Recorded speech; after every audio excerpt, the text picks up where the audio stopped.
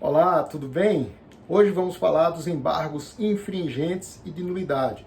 Esse recurso incrível que é a favor da defesa e que deve ser interposto no prazo de 10 dias. Eu sou Rosmar Rodrigues Alencar, professor de processo penal e de filosofia do direito.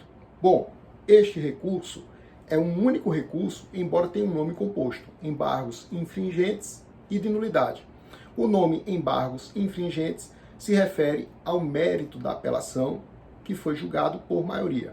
O nome embargos de nulidade se reporta às preliminares da apelação, os chamados pressupostos de admissibilidade recursal, que também foram apreciados por maioria.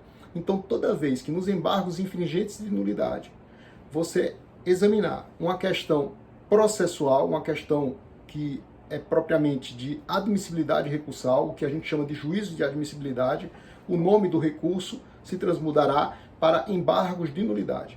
Quando a questão é de mérito, você visa modificar, por exemplo, uma condenação para absolvição ou uma pena X para uma pena Y, diminuindo, o nome será embargos infringentes. Para este recurso, no âmbito do Tribunal de Justiça do TRF, não é necessário que o voto seja sempre em sentido absolutório próprio. Já os embargos infringentes no âmbito do STF exige que a divergência favorável ao réu com o voto minoritário ou votos minoritários sejam no sentido absolutório próprio. A ideia de sentido de absolvição própria não é exigida para o recurso de embargos infringentes no âmbito do TJ e do TRF. Já eu volto sobre isso. Os nossos embargos infringentes de nulidade, então, devem ser manejados sempre em favor do réu. O Ministério Público pode, inclusive, interpor, embora seja rara a situação, mas deve ser sempre em favor do réu. E a fundamentação deste recurso é uma fundamentação vinculada, pessoal.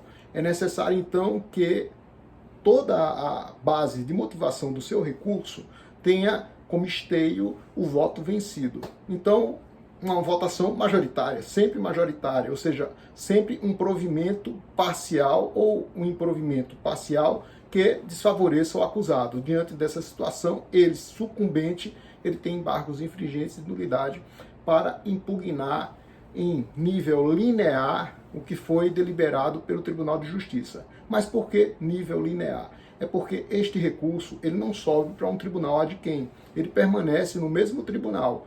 Então, se sai hoje o acórdão da apelação de provimento parcial, com um voto favorável ao réu e o julgamento desfavorável a ele, ele tem na mão embargos infringentes ou embargos de nulidade ou ambos, que pode ser interposto na totalidade da decisão, impugnada toda a decisão, se, por exemplo, o provimento parcial for de toda a decisão, ou parte da decisão, se, por exemplo, a divergência, a discrepância tiver sido só em relação a um capítulo do acórdão. Então, este acórdão que, por exemplo, foi julgado por uma sessão de um tribunal com a composição de menos membros, ele poderá ser revisto, quando do julgamento dos embargos infringentes, pela composição plenária daquele tribunal. Bom, para nós, basta a discrepância de um voto, seja na questão de juízo de admissibilidade, seja na questão de mérito. Mas e no âmbito do STF, como é que é? Bom, lá é diferente. Nós temos duas formas de julgamento dos embargos infringentes. No STF não temos embargos de nulidade, são embargos infringentes regrados pelo regimento interno. Então lá é possível a interposição de embargos infringentes no âmbito da turma, com o objetivo de ser julgado pelo pleno, ou no âmbito do pleno, sendo reexaminado pelo próprio pleno. Então, na turma, nós precisamos de 2 votos em sentido absolutório próprio, pelo menos 2. As turmas do STF são compostas de 5 membros, então pelo menos 2 votos favoráveis ao réu devem existir em sentido próprio. O que é absolvição em sentido próprio? É aquela que te libera por completo. Não é a absolvição imprópria, que é aquela que, embora você fique livre da aptidão para receber pena, te aplicam medida de segurança. Então é para o caso de inimputabilidade por doença mental. Para esses casos, nós não temos que cogitar dos chamados embargos infringentes no STF. Mas se 2 votos forem absolutórios em sentido próprio, cabem embargos infringentes contra a decisão da turma, para ser julgada pelo plenário. São 5 membros. Agora, e se, por exemplo, um membro faltar? Aí nós computamos a falta do membro como um voto em favor do acusado. Então, basta um voto absolutório em sentido próprio e uma decisão condenatória no âmbito da turma, teremos embargos infringentes para o Pleno.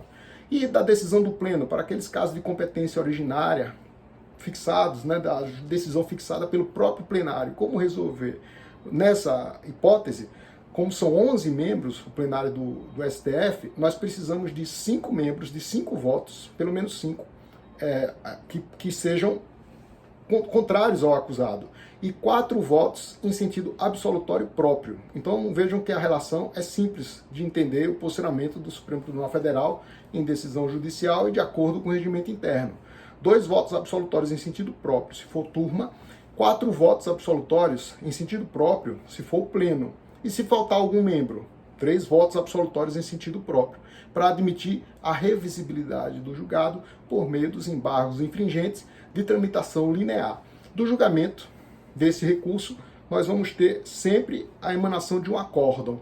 E se esse acórdão for proferido lá no âmbito do TJ e do TRF, nós precisamos ter bastante atenção para o cabimento de novos recursos. Por quê? Porque quando se exara uma decisão no âmbito do TJ, por exemplo, de um Tribunal de Justiça, o recurso que geralmente é cabível é o recurso extraordinário ao STF ou é o recurso especial ao STJ. E para esses recursos nós precisamos de decisão de última instância ou decisão de única instância. Então toda vez que você tiver decisão majoritária contra o réu no âmbito do TJ e do TRF, não cabem de imediato recurso extraordinário ou especial. Caberá qual recurso primeiro?